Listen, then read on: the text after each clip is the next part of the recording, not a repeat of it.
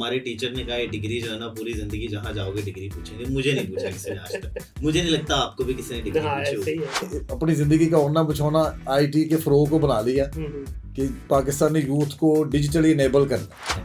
आप हर शहर यूट्यूब पे देख सकते हैं। मुझे ये बात नहीं पता था, मैंने थोड़ा ट्रैवल कर लिया जिंदगी में और मेरी कुछ दोस्तों से बात हो रही थी जो इतना ट्रैवल नहीं किया, तो उनको भी किसी शहर के बारे में बड़ा कुछ पता। तो मैंने कहा तुझे कैसे पता? तो उसने कहा जी मैंने यूट्यूब पे वीडियो देखी है। आपको यूनिवर्सिटी का सिस्टम पता है तो आप बगैर पढ़े भी एमफिल कर सकते हैं, पीएचडी कर सकते हैं। असल में हमने इनकरेज की है बैड कस्टमर सर्विस। हम एज कस्टमर्स अच्छे कस्टमर यार ले मोचा ही मोचा आजीज दिया दे आज जिथे थे कल होते थे परसों होते। जरा हम किसी अच्छी शख्सियत वाले बंदे से मिले तो हम पंजाबी के अलावा कोई जुबान बोलना शुरू कर देते हैं, हालांकि पंजाबी बोलना कहीं भी बदतमीज होना नहीं। पहली दफा 3 दफा हमें पोस्टपोन करना पड़ा मुल्की हालात की वजह से। उसकी वजह से कुछ 40-50 इंटरनेशनल स्पीकर ड्रॉप हुए जो कि बहुत हाई प्रोफाइल हुए। ये जो सूरत है एक खराबी की, ये जो सूरत है एक खराबी की, पहली सीढ़ी है कामयाबी की। क्या तो पाकिस्तान के लोग बहुत स्मार्ट हैं। मैं हल्फन लिख के कहीं दे देता हूँ, मैंने बड़ी दुनिया देखी है।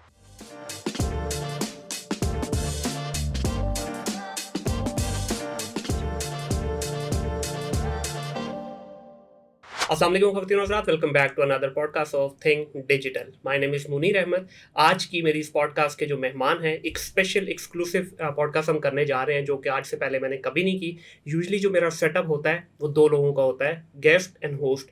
आज मेरे साथ 2 गेस्ट हैं और मैं एक होस्ट। बाप बेटे को बुलाया है जनाब। आज इंशाल्लाह देखते हैं कि ये हमारी पॉडकास्ट जो एक्सक्लूसिव करने जा रहे हैं ये एक्सपीरियंस कैसा रहता है। अगर ये ठीक रहा तो इंशाल्लाह आने वाले वक्त में हम इसको बढ़ाएंगे भी और ज़्यादा से ज़्यादा गेस्ट भी बुला के डिफरेंट चीज़ें ट्राई करेंगे। आज मेरे साथ जो 2 गेस्ट हैं उनमें से बाप का मुकाम तो अपनी जगह है ही है, लेकिन बेटे ने जो अचीवमेंट हासिल की है अपने प्रोफेशनल करियर में, ये एक स्टोरी सुनेंगे तो यकीन कीजिए आपको मज़ा आ जाएगा। यूजुअली क्या होता है कि बाप की कंपनी में बेटे काम करते हैं, लेकिन यहाँ पे थोड़ा सा उल्टा हुआ। बेटे ने एक इस तरह की एफर्ट शुरू की कि बाप को भी अपने बेटे के अंडर आके उसी कंपनी को फ्लरिश करने में उनकी हेल्प करनी पड़ी। जनाब मैं बात कर रहा हूँ इस वक्त ईजाद लैब के ऑनर्स की।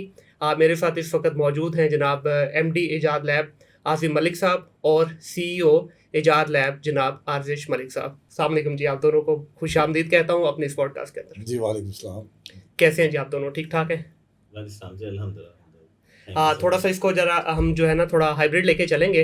1 बाय 1 हम लोग जो है क्वेश्चन करते जाएंगे। एक क्वेश्चन मैं अर्जिश आपसे कर लूँगा, एक मलिक साहब आपसे कर लूँगा। तो इंशाल्लाह देखते हैं ये किस तरह से जो है ना हम लोगों का सेटअप होता है। और पहले ही एडवांस में मैं आप लोगों से भी माजरत चाहूँगा अगर कुछ थोड़ा बहुत ऊपर नीचे हो गया तो बाकी इंशाल्लाह I have a capable team, they will manage rest of the things. अभी आसिम साहब मैं आपसे शुरू करना चाहूँगा।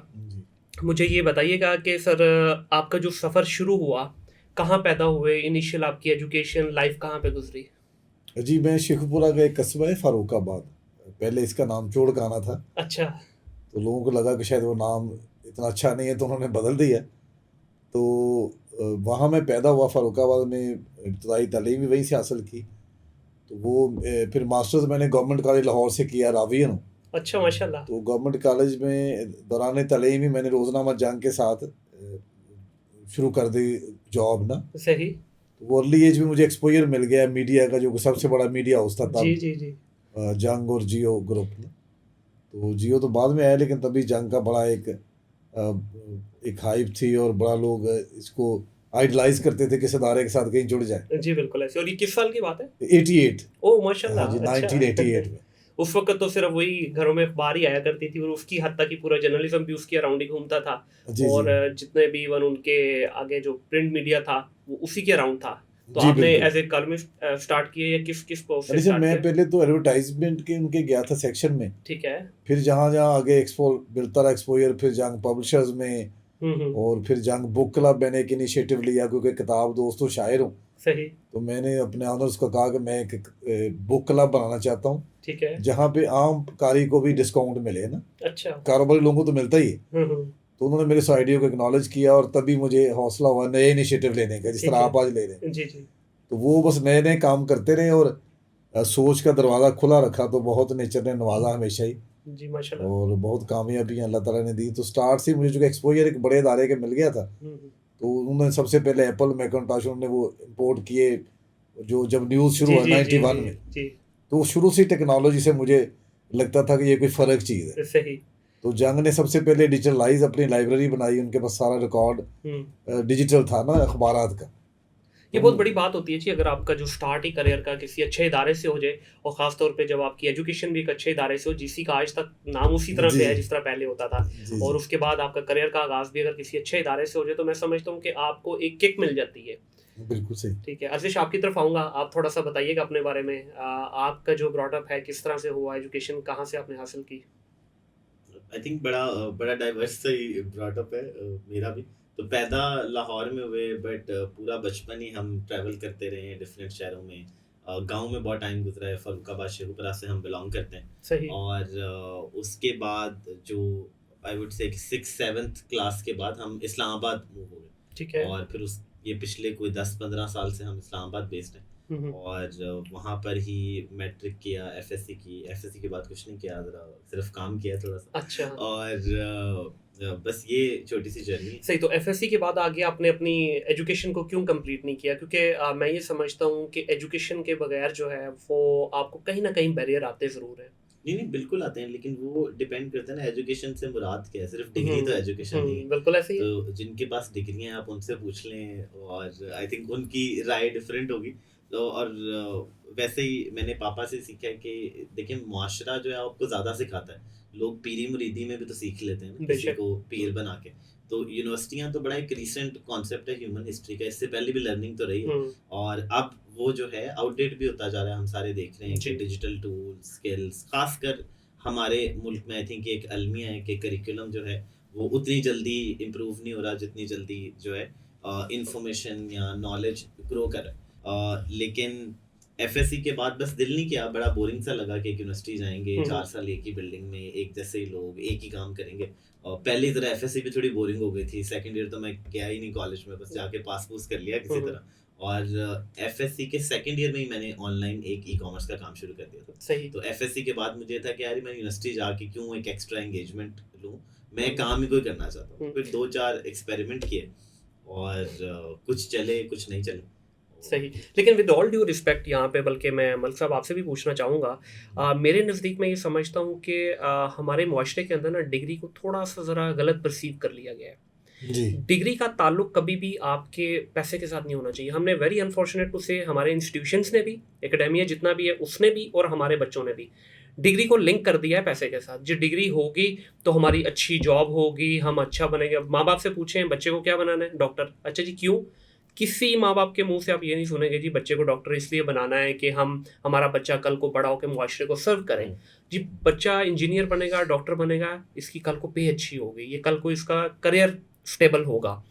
मैं ये समझता हूँ ज़ाती तौर पे, ये मेरी पर्सनल ओपिनियन है, आप लोग इससे डिसएग्री कर सकते हैं डेफिनेटली, कि जो डिग्री है ना आपकी, ये आपको एक तो अच्छा इंसान बनाने में हेल्प करती है, और दूसरा you learn lot many things. जब आप एक इन्वायरमेंट में जाते हैं ना, देखिए जब बच्चा स्कूल में होता है, स्कूल से कॉलेज में जाता है, वो एक डिफरेंट एक्सपीरियंस है। बिल्कुल। कॉलेज से जब आप यूनिवर्सिटी जाते हो, अब मुझे बड़े अरसे के बाद इत्तेफाक हुआ अभी उस दिन स्किल गाला पे यूनिवर्सिटी ऑफ लाहौर जाने का। आर्जिश, यू विल नॉट बिलीव कि मैं, हालांकि रात का टाइम था, ऑलमोस्ट 9 बजे हम लोग गए हैं, तो मेरी एकदम जो है ना, मतलब अकल की तारें जो है ना हिल गई कि यार जिस यूनिवर्सिटी में मैं जब पढ़ा था उस वक्त उसका कैंपस इतना बड़ा नहीं होता था। ये क्या है यार, ये तो एक पूरी सोसाइटी है, अंदर ही हॉस्टल्स भी हैं, अंदर ही ऑडिटोरियम भी हैं, प्लेग्राउंड्स भी हैं, मतलब इट्स अ मैसिव इन्वायरमेंट। तो आपको नहीं लगता कि बच्चे आजकल की ये चीज़ मिस कर रहे हैं? अगर हम यूनिवर्सिटीज़ की तरफ नहीं जाएंगे, एक्सपोजर नहीं मिलेगा हमें उस लेवल का।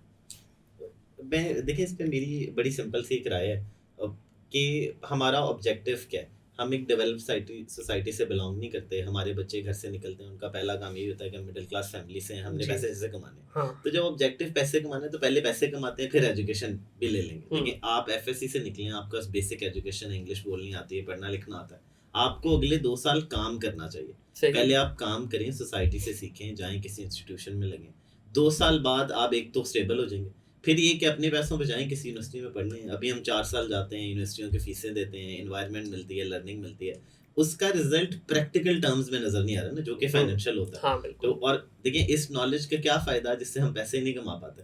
लेकिन जो आर्जिश बात कर रहा है यहाँ पे, कि कितने आर्जिश हैं पाकिस्तान में जो एफएससी के बाद इंग्लिश बोल पाते हैं? यहाँ नहीं है सर, यहाँ पे आपका मास्टर्स किया हुआ बच्चा बेसिक अंग्रेजी नहीं बोल पाता, क्योंकि देखिए गलत ट्रैक पे लगाया हुआ है ना। उसे मैट्रिक में बताते हैं कि तुम जो ये काम 4 काम करो, डिग्रियां, मतलब हम मैं जब एफएससी में था, ये 2015 के बाद, हमारे टीचर ने कहा ये डिग्री जो है ना पूरी जिंदगी जहाँ जाओगे डिग्री पूछेंगे। मुझे नहीं पूछा किसी ने आज तक, मुझे नहीं लगता आपको भी किसी ने डिग्री हाँ, पूछी ऐसे ही होगी, है, बिल्कुल। किसी को नहीं पूछते। तो ये टीचरों को जाके बताए तो सही कि गलत इन्फॉर्मेशन तो ना दे।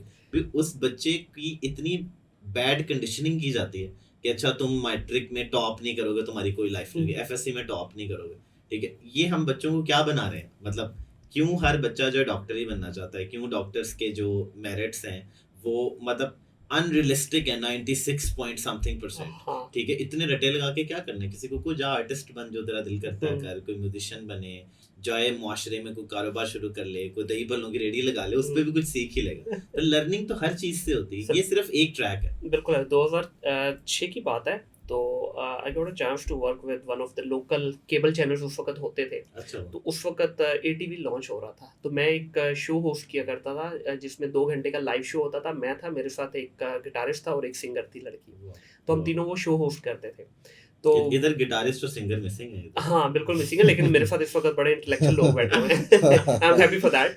अच्छा, मैं घर आके पेरेंट्स को बताया जी मुझे 80, उन दोनों ने एक्सेप्ट कर ली ऑफर। तो मैंने घर आके वाल साहब को बताया जी इस तरह मुझे जो है ना एटीवी लॉन्च हुआ है और ये नेशनल लेवल पे है। तो अब्बा जी ने पूरी बात भी नहीं सुनी, उन्होंने कहा फड़ बिस्तरा बैग तो निकल जा करो, ठीक है। अच्छा, मतलब उन्होंने मुझे कोई सपोर्ट ही नहीं किया इस मामले में, क्योंकि वो उस वक्त 2006 में इस चीज़ को बड़ा गंदा समझा जाता था कि आप जो है एक नाच गाने वाला प्रोग्राम कर रहे हो। हालांकि मेरा रोल उसमें एज ए होस्ट था, मैं लोगों की लाइव कॉल्स लेता था, आंसर करता था, वो दोनों जो है वो अपना काम करते थे। तो आज का बच्चा जो है बड़ा डिफरेंट है। जो आपने बात की, आज के पेरेंट्स भी काफ़ी हद तक मेच्योर हो चुके हैं, जो बच्चा करना चाहता है उसको करने दिया जाता है। आसिम साहब, आपका डिग्री के ऊपर क्या टेक है? अच्छा सर, मैं अभी तो एग्री हूँ वर्जिश के साथ, क्योंकि पहले तो मैं इस बात को बड़ा कायल था कि डिग्री बड़ी ज़रूरी है, और ख़ुद भी अभी मैंने एमफिल किया है रिसेंटली। माशाल्लाह। लेकिन जो जो सीखने के पैरामीटर्स बदल रहे हैं, और मैं चूँकि पंजाबी पोइट हूँ, सूफ़ी, मैंने सारे शायरों को पढ़ा, जी। तो मुझे लगा कि किसी के पास बैठ के जो आप सीखते हैं उसे करते हुए देख के, तो वो ज़्यादा अच्छी लर्निंग होती है बजाय किताबों से, और जो हमारा सिस्टम है उसी में से वो क्या हूँ मैं। बिल्कुल। तो अभी आपको, अगर आपको यूनिवर्सिटी का सिस्टम पता है तो आप बगैर पढ़े भी एमफिल कर सकते हैं, पीएचडी कर सकते हैं। तो मेरे भी लिए ये टैबूज थे, नई इन्फॉर्मेशन हजम करना बड़ा मुश्किल होता है। हाँ जी। जो ही अर्जिश ने कहा कि मैंने एफएससी के बाद आगे पढ़ना नहीं है और मैं कोई कंपनी बनाना चाहता हूँ, मैं जॉब ढूंढने वाला नहीं बनना चाहता, जॉब देने वाला बनना चाहता हूँ, सही। तो मेरे लिए बड़ा ये हैरान कौन था इसका जुमला, और इसकी जिस तरह इसका ब्रॉटअप है। ये बचपन में खिलौने खोल लेता था कि मैंने देखने चलना कैसे, जी। तो मुझे इस पर ट्रस्ट था। सही। और मैंने इकबाल से भी सीखा था कि खिरद को गुलामी से आज़ाद कर, जवानों को पीरों का उस्ताद कर। तो बड़ी सारी चीज़ें मैंने इनसे सीखी हैं अपने बच्चों से। तो मैंने इसकी माँ को कहा कि मुझे बड़ा ख़तरा है कि बच्चा अभी छोड़ जाएगा पढ़ाई और फिर कुछ बन नहीं पाएगा और शायद पढ़ाई की तरफ वापस भी ना आए। सही। लेकिन उन दिनों हमारे यहाँ आईटी को जो लेजेंड थे दुनिया भर में, वो ये इन्फॉर्मेशन पहुँच गई थी कि वो ड्रॉप आउट है उनमें से ज़्यादा। जी जी। तो मुझे भी लगा कि अगर ये इसको इतना यकीन है अपने कामयाब होने पर और ये चाहता है कि मैं कंपनी बनाऊँ, तो इसे बना लेना चाहिए। तब तक मुझे कुछ दोस्त मेरे अब्रॉड से पढ़ गए थे, उन्होंने बताया था कि यूरोप और अमेरिका में लोग दौरान तालीम ही फ्रीज कराते हैं सेशन। हाँ जी। और बच्चे कुछ प्रैक्टिकली करते हैं और फिर बेहतर इल्म के साथ वापस आते हैं। सही। तो मैंने इस पर ट्रस्ट किया, जिस पे मुझे फ़ख्र है कि उसके नतीजे में पाकिस्तान को एक सक्सेसफुल एक एंटरप्रेन्योर मिला और ये जो कुछ कर रहा है। और मुझे अब ये यकीन है कि जो सिस्टम डिग्रियाँ देता है यहाँ, वो सिस्टम इतना अच्छा नहीं है कि उसमें बच्चे कैपेबल हो जाएं कुछ कमाने के और पे बैक करने के अपनी सोसाइटी को। सही। तो अब मेरी राय ये है कि डिग्री उतनी जरूरी नहीं है जो कि मेरी जवानी में फ़र्क राय थी। कड़वा सवाल पूछ लो अगर जी इजाजत दें जरूर सर, जरूर। क्यों सर, अगर आप पढ़े लिखे बाप ना होते, जी जी, क्या अर्जिश की इस जो सोच है इसको सपोर्ट करते?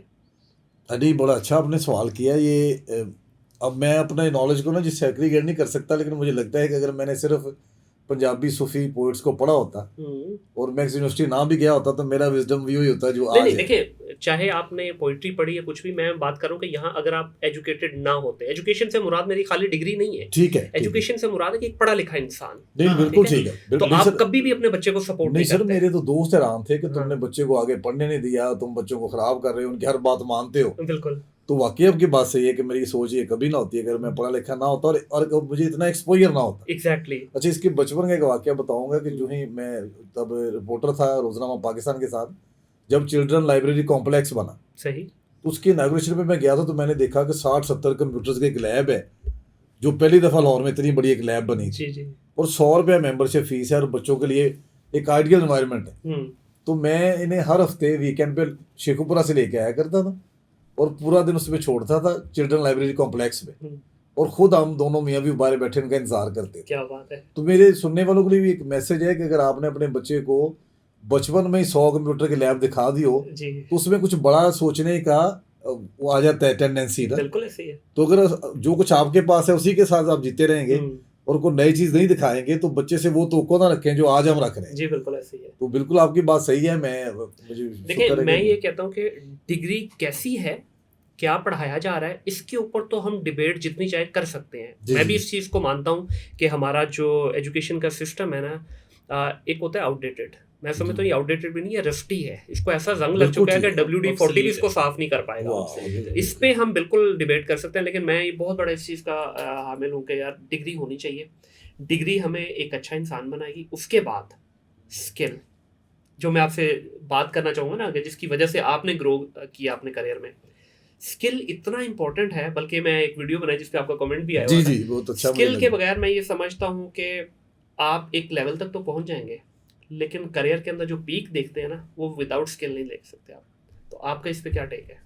आई थिंक देखिए, बिल्कुल आपका सही पर्सपेक्टिव है, लेकिन थोड़ा सा मैं यंग लोगों को एड्रेस करके कहूँगा कि जब आप निकलते हैं स्कूल कॉलेज से, FSC से, आपको इतना आइडिया नहीं होता कि हमने क्या करना है। हर एक को नहीं होता कोई खास के अच्छा इंजीनियर बनना है, डॉक्टर बनना है, सिंगर बनना है। तो अगर नहीं है तो आप सारी चीज़ें ट्राई करें जो दिल आ रहा है। कभी ये कर लिया, कभी वो कर लिया, क्योंकि आप लाइफ एक्सपीरियंस करेंगे तो आपको पता लगेगा कि एक सर्टेन एक्सपीरियंस जो है वो आपको ज़्यादा अच्छा लगता है। फॉर एग्जाम्पल, मैंने जो कंपनी शुरू की थी वो डिफरेंट थी, आज जो मैं काम करता हूँ वो डिफरेंट है। जब मैंने कुछ इवेंट्स होस्ट किए जस्ट फॉर फन, तो समझ आएगा यार इसमें तो मुझे मजा आ रहा है। और फिर मैंने हिसाब लगाया कि चाहे अगर मजा आ रहा है तो हम कारोबारी लोग हैं तो इससे पैसे कैसे कमा सकते हैं, क्योंकि देखिए अगर रोजगार चलना चाहिए तो, लेकिन काम तो आपको वही करना चाहिए जिसमें मजा आ रहा है। ठीक है, आप गुजारा करने के लिए जो मर्जी काम करें, बट एट द एंड आप देखें कि आपको जिंदगी में कौन सी चीज अच्छी लगती है और उसमें ही आपका स्किल डेवलप होगा, क्योंकि अदरवाइज हो नहीं सकता। आप एक्सेल कर नहीं सकते अगर आप किसी चीज़ से मोहब्बत नहीं करते। और वो बड़ी एक मंडेन सी जिंदगी है जो बहुत सारे हम लोग गुजार ही रहे हैं और पता नहीं कब तक गुजारते रहेंगे। लेकिन अब हमारे पास ये मौका है कि हम देखें और हमारे तो चलें, मेरे माँ बाप का शुक्रिया है कि उन्होंने एक्सपोजर दिया, गाँव से शहर लेके आए, नई नई चीज़ें सीखी। अब तो सब कुछ आपके हाथ में है, फ़ोन है, ऑनलाइन है, यूट्यूब पे लिटरली हर चीज़ है, हर स्किल है। आप हर शहर यूट्यूब पे देख सकते हैं। मुझे ये बात नहीं पता था, मैंने थोड़ा ट्रैवल कर लिया ज़िंदगी में और मेरी कुछ दोस्तों से बात हो रही थी जो इतना ट्रैवल नहीं किया, तो उनको भी किसी शहर के बारे में बड़ा कुछ पता था। तो मैंने कहा यार तुझे कैसे पता? तो उसने कहा जी मैंने यूट्यूब पे वीडियो देखी है वहाँ की। तो आप देखें कि आप दुनिया भी ट्रैवल कर सकते हैं विदाउट गोइंग। मतलब वो जो बड़े बड़े लोगों ने जो है ना महाज और कश्तियाँ और सारा कुछ किया, तो अब तो सब कुछ आपके फ़ोन में आ गया और अब कोई बहाना नहीं है हमारा कि हम सीखें ना, चीज़ें एक्सपीरियंस ना करें। सर अभी चीज़ें इतनी एडवांस हो गई हैं। मेरी साली का बेटा है, he is in grade 5th। इस वक्त उस बच्चे को तकरीबन कुछ 100 से ज़्यादा ममालिक के लैंडस्केप के रकबे से लेके आपका जो समुंदर का रकबा कितना है, पाकिस्तान से दुबई का डिस्टेंस कितना है, ग्लोबल मैप के ऊपर पाकिस्तान कहाँ प्लेस करता है, इंडिया कहाँ करता है, रशिया कहाँ करता है, उस बच्चे को सारी चीज़ें पता है। मतलब वो इस लेवल की चीज़ें। अच्छा, इसमें उसके माँ बाप का कोई किरदार नहीं है, किसी बंदे का कोई किरदार नहीं, सिर्फ 2 चीज़ों का है।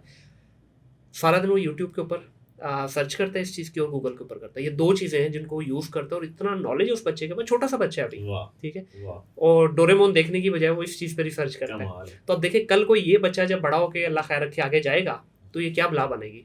तो बच्चों के पास इस वक्त जो है ना अपॉर्चुनिटीज आ गई हैं, उनको पता चल गया, thanks to some of the motivational speaker, जहाँ पे उन्होंने कुछ गलत काम किए, ये भी किया कि बच्चों को मोटिवेट करके तो उन्होंने जो है ये ग्लोबलाइजेशन के जो दरवाजे थे, बैरियर थे ना, उनको तोड़ा है। तो आगे थोड़ा सा बढ़ते हैं सर जी। आगे जब आप अपने करियर में ग्रोथ कर रहे थे तो डेफिनेटली बच्चे घर में आपको देखते हैं और इस चीज़ का बड़ा इम्पैक्ट होता है कि बाप क्या कर रहा है, बच्चे उसी चीज़ को जो है ना फॉलो करते हुए आगे सारी ज़िंदगी उनकी गुजरती है। तो जब आप जर्नलिज्म में आए और पूरा आपका ये मीडिया का एक्सपीरियंस था, इसमें कब तक आपने अपना करियर परस्यू किया? मैं सर कोई 10-11 साल मेरा मुख्तलिफ मीडिया हाउसेस के साथ जंग से पाकिस्तान में आ गया, फ्रंटियर पोस्ट, उसके बाद फिर मैं शेखुपुरा चला गया वापस। सही। 1998 में। अच्छा। तो वो वापस जाके वहाँ से काउंसलर हो गया, सोशल एक्टिविस्ट था। तो लोगों ने सामाजिक कार्यों को हमेशा लोग ज़रा करते हैं। मतलब सियासत का भी मजा लिया हुआ है। हाँ जी जी, कौंसल रहा, वाइस चेयरमैन रहा और मेंबर ज़िला कौंसल रहा। अच्छा। मैं चूँकि मुझे अपने वालिदैन से मेहनत करने की आदत मिली है, तो मुझे लगता है कि आप मेहनत करके और मुश्किल मिजाजी से कुछ भी कर सकते। तो मैंने जो भी ज़िंदगी में किया मुझे बहुत कामयाबियाँ मिली और नेचर ने मुझे नवाजा कि मैं हमेशा जिस फील्ड में रहा मेरी शनाख्त रही। तो मलिक साहब, सियासत का तो नशा ही ऐसा है, उसमें तो नस्लें घुस जाती हैं, आप कैसे बाहर निकल आए? ये अच्छे उस्तादों की वजह से। अब मुन्नू भाई मेरे उस्ताद थे, अच्छा। वो बहुत बड़े जर्नलिस्ट थे, कालमिस्ट गिरेमान के नाम हम्म। से। तो वो मेरे पास मिलने आए मुझे, तो उन्होंने कहा कि ये जो सलाम कराने की आदत है ना, इसमें बहुत सारे बंदे ज़ाया हो गए और तुम अपने शहर में टाउन में बड़े इंपॉर्टेंट हो, अगर इससे आगे कुछ सीखना चाहते हो तो नए जहान एक्सप्लोर करो। सही। तो मैंने उनकी बात सुनी, मानी और मैं वापस आ गया और फिर मैंने यूएनडीपी के साथ काम किया। बिस्प के साथ मैं ट्रेनर के तौर पे मैंने बहुत अच्छा। अच्छा काम किया। Very अच्छा, nice। मैं एंटरप्राइज डेवलपमेंट पढ़ाता था हम्म। और वो जो एंटरप्रेन्योरशिप की मिसालें मैं दे रहा होता था, तो ये मोस्टली ट्रेनिंग में मेरे साथ होता था। सही। तो शायद जो पार्टिसिपेंट थे वो तो वक्त गुजारी के लिए आए होते थे, इसे समझ आ रही होती थी। हाँ बिल्कुल। तो बहुत सारी चीज़ें इसने और फिर मेरे बुजुर्गों ने मुझे सिखाया था कि दुनिया में अगर कोई सबसे ज़्यादा काबिल एहतराम है तो इंसान है। बिल्कुल। तो इंसानों की इज़्ज़त मैंने अपने बुजुर्गों से सीखी, उन्होंने आगे। और हमारे घर में मेहमान की बड़ी इज़्ज़त होती है और हम इस तरह भी सोचते हैं कि जो आपके सामने बैठा बंदा है उसके पास कोई ना कोई ऐसा नॉलेज ज़रूर है जो आपके पास नहीं है। बिल्कुल। तो इस हवाले से वो आपसे ज़्यादा अच्छा है जी।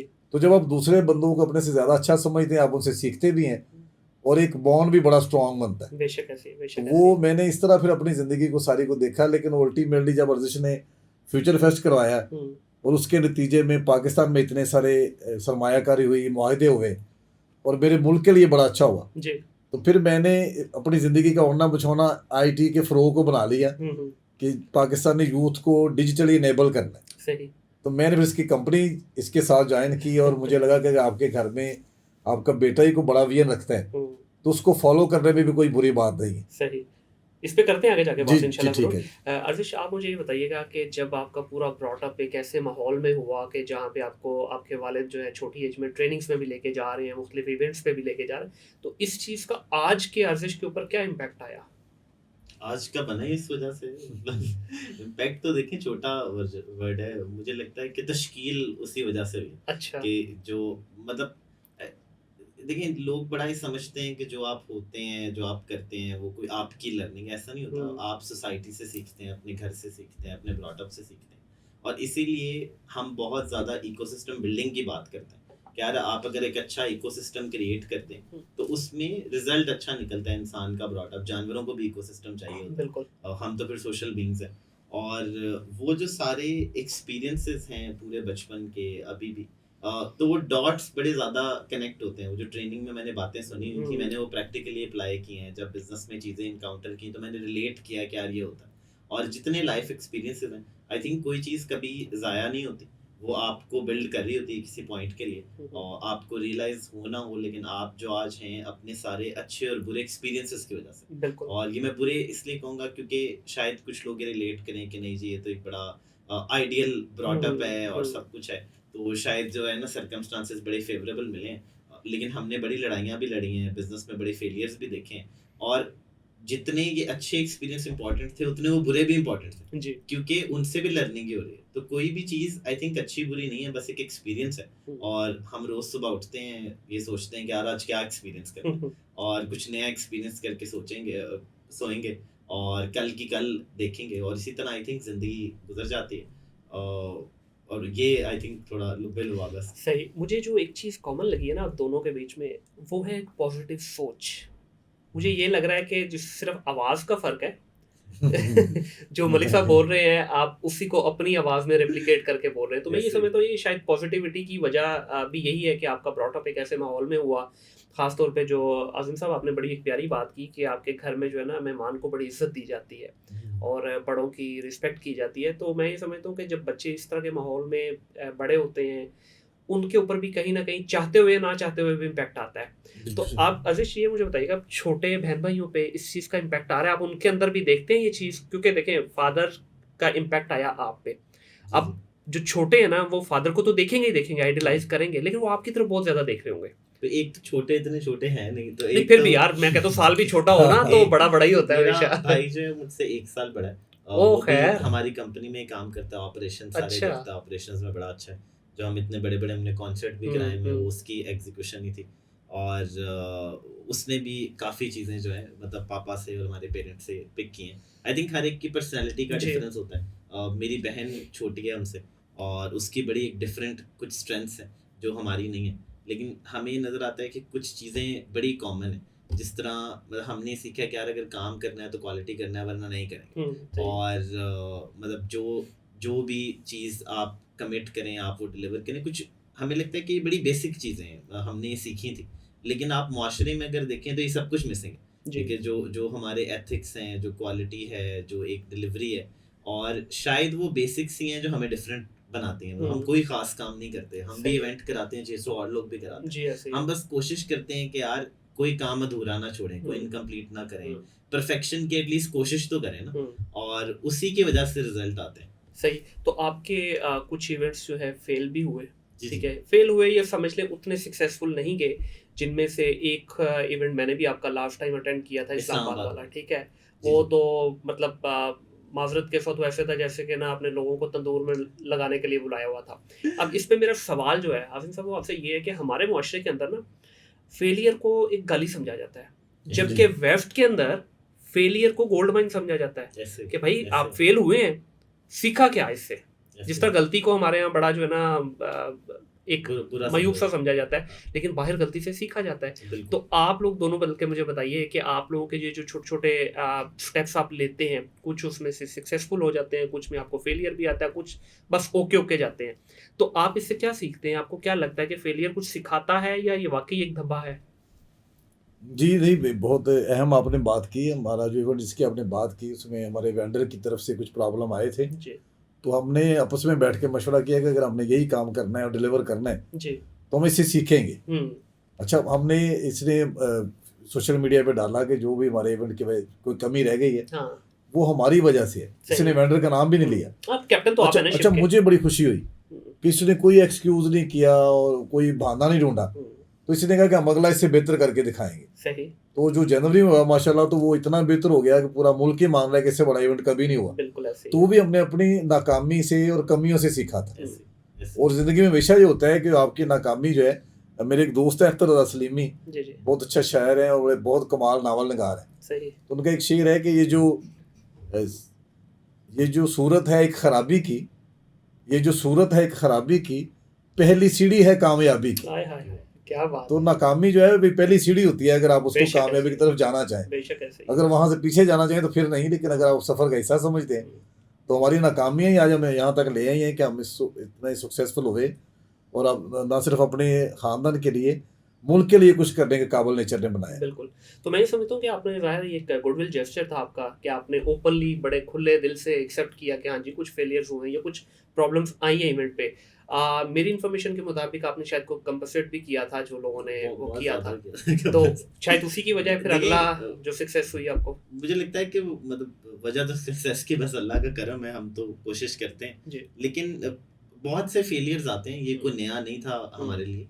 ये एक शायद बड़ा पब्लिक इशू बन गया था, ट्विटर पे ट्वीट्स आ गए। हम मानते हैं, देखें at the end of the day as the CEO सारी गलतियां मेरी, ठीक है, जो सब अच्छा हुआ मेरी टीम का, जो सारी गलतियां वो मेरी, क्योंकि मैं एग्जीक्यूटिव कैप्टन है शिप के। लेकिन मतलब वी लव द एक्सपीरियंस, ठीक है, मतलब सॉरी टू से अगर वो उस तरह खराब ना होता हम ग्रो ही ना करते।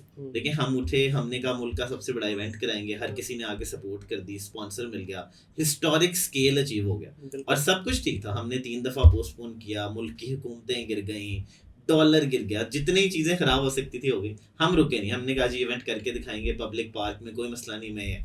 और वो जिस तरह हम चाहते थे चीज़ें ज़िंदगी में हमेशा उस तरह टर्न आउट नहीं करती। बस चीज़ ये है कि बस जैसे भी होती हैं हमें कबूल है, वो सही हुआ बुरा हुआ, हम वहाँ खड़े थे, हम लड़ाइयाँ की, हमने मसले हल किए। Eight the end of the day हमने इवेंट के बाद एक पोस्ट डाली कि ठीक है जी हम जिम्मेदार हैं और अगली दफ़ा हम बेहतर करेंगे। बट जिसको लगता है कि आपका फाइनेंशियल लॉस हुआ, आपने बूथ लगाया है, आपने कोई टिकट खरीदी, हमसे पैसे वापस ले, ठीक है, हम जिम्मेदार हैं। और हमने रिफ़ंड किए कोई 1.5-2 करोड़ के, इतने में तो किसी ने इवेंट नहीं किया जितने हमने रिफ़ंड किए। लेकिन हमने इसलिए नहीं किया क्योंकि गुडविल जेस्चर है, वो तो हक था ना लोगों का।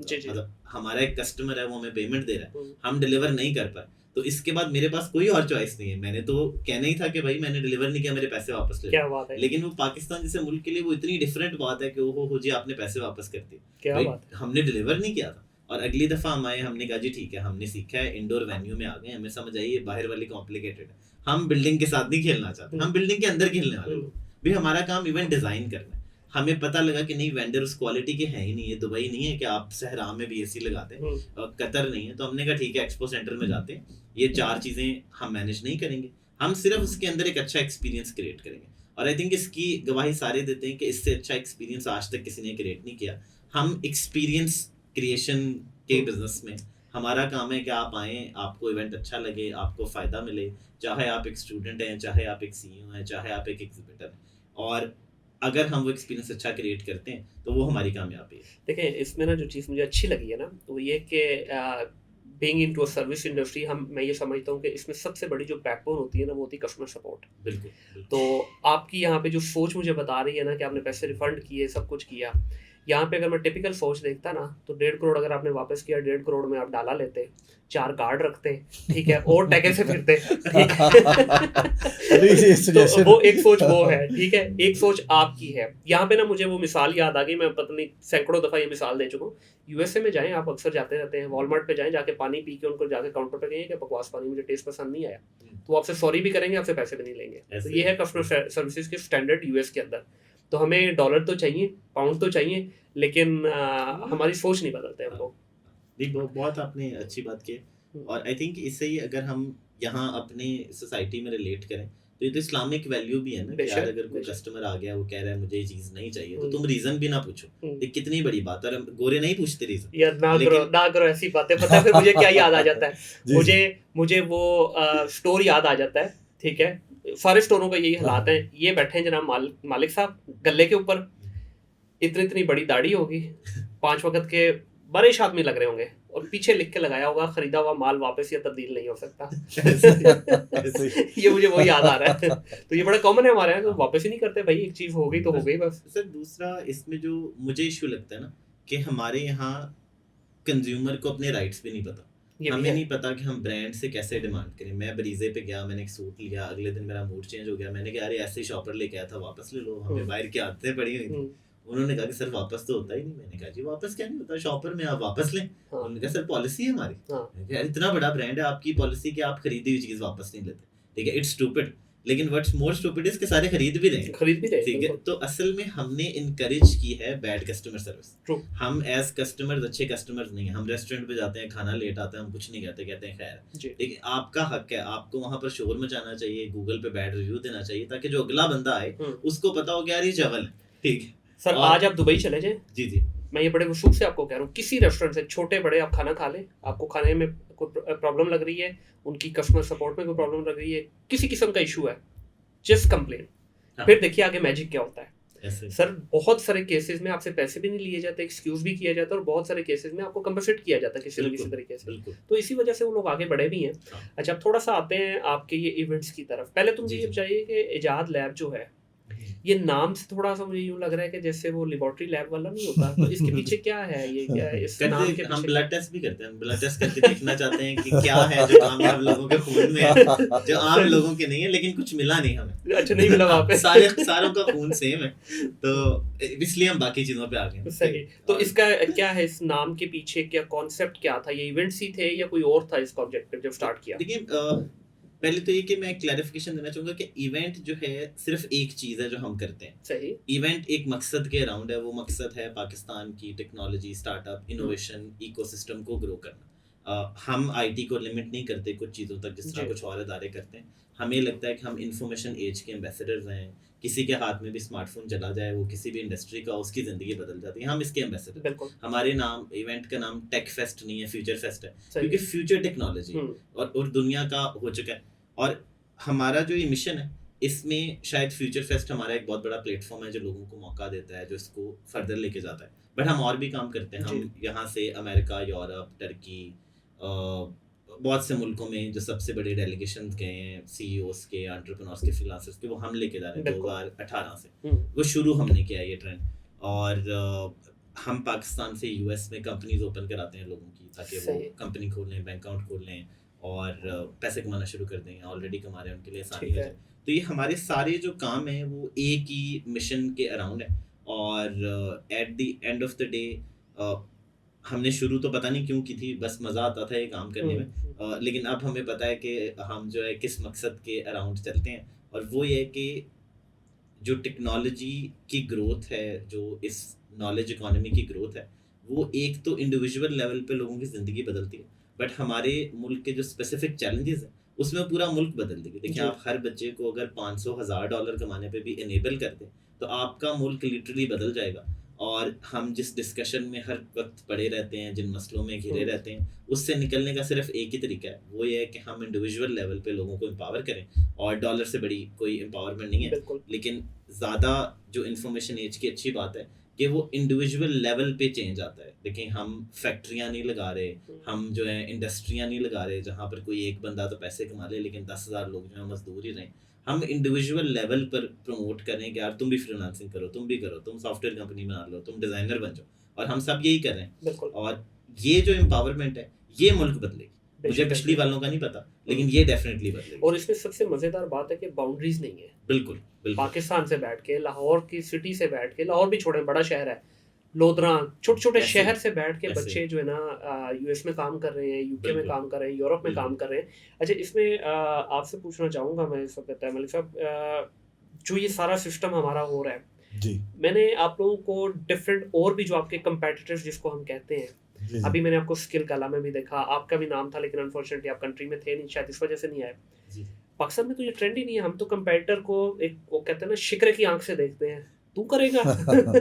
आप क्यों जाते हैं जनाब इन चीज़ों पे? अच्छा इसके सर, पीछे क्या रीजन है? सर मुझे लगता है कि जो भी कोई बंदा आईटी के फ़रो की बात करता है या आम बंदे को डिजिटली एम्पावर करने की बात करता है, वो हमारे ही एजेंडे पे काम कर रहा है। क्योंकि हमारा एजेंडा इस मुल्क को मजबूत करना है, डिजिटली इनेबल करना है। अगर स्किल गाला हमारी एक बेटी ने किया तो मुझे लगा कि वो हमारे अगले इवेंट के लिए मुआशरे को इनेबल करने में हमारी मदद कर रही। पहली वजह तो ये थी। दूसरी, इस इवेंट के लिए मेरे ख़ास एक दिल में जगह थी कि चूँकि हमारे माशरे में बेटियों को उस तरह से मौके नहीं दिए जाते, तो वो चूँकि एक बेटी कर रही थी और इतना अच्छा काम कर रही थी, तो उसके साथ खड़े होना हमारा फ़र्ज़ भी बनता था। और माशाल्लाह उसने बहुत अच्छा किया। और हमें लगता है कि ये हमारे दोस्त हैं, ये हमारे हलीफ हैं, हरीफ नहीं है। तो जो भी बंदा पाकिस्तान में लोगों को एम्पावर कर रहा है डिजिटली, तो वो मुझे लगता है कि हम एक ही काम कर रहे हैं और हमें मिलके करना चाहिए। सही। तो उसका इम्पैक्ट भी नज़र आ रहा है अल्हम्दुलिल्लाह। बिल्कुल ऐसी। अच्छा, मेरी ना इसके ऊपर बड़ी एक पॉजिटिव सी सोच है। जी। ये मैंने जब मैं दुबई में था, एक इंडियन कंपनी के साथ काम करता था, ये वहाँ से मुझे मिली। हमारे यहाँ क्या होता है कि मिसाल के तौर पे आप कोई इवेंट ऑर्गेनाइजर है, मैं अगर आ जाऊँगा ना तो ये समझा जाएगा यार ये तो साडा कंपटीशन आ गया, तो साडा सारा रिस्क करने लग जाना है।